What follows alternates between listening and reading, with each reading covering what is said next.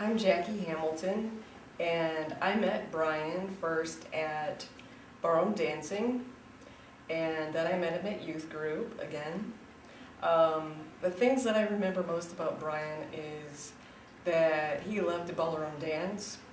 I remember when we used to go for practice night, the party night on Fridays, and Melanie Porcellic and I would go and hide because Brian would wear us out. We were so tired. And I was telling Patty that my husband's like 6'1", my husband Mark is 6'1", and you know, Brian's just a little guy.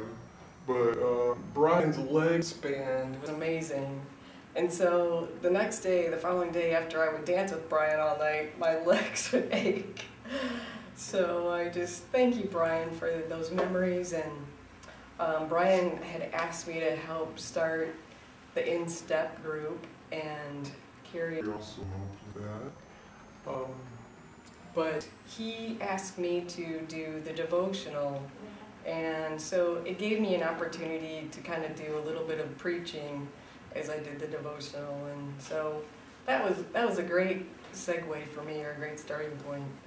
So thank you, Brian, for all those great memories and you know, your listening heart, and thank you, Brian, for taking care of all the women. I appreciate that so greatly, and that gift and your passion and the desire for this. Thank you so much, Brian. Well, my name is Patty Keaton, and I'm the mother of Michael Keaton, who is dating Ashley. And unfortunately, I haven't had the privilege of knowing him as long as everybody else had, but I've been kind of keeping my tabs on him. And I have been battling ovarian cancer for 13 years, so you kind of get a little, you know, with somebody who has an illness, you kind of want to be there.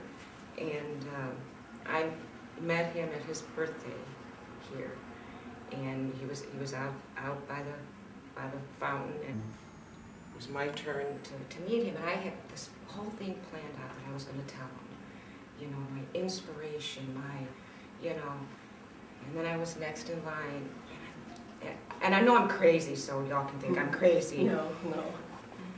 But our eyes met, and Ashley's like, she has something she wants to tell you, and as soon as our eyes met, it was like, it went out the door, and there was this calming, and I have to say, it was like I was looking into the eyes of the Lord. There was this, we were locked in a gaze, and it was just very difficult to turn away. And she's like, oh, don't you have anything you want to tell him? And I said, I've been battling cancer for 13 years, and I thought I had it all figured out, that I was strong, and I'm the strongest person, and then I meet you, and then I figured, I have it all wrong. I have it all wrong. You have it all figured out, and you are the strongest person that I will ever meet.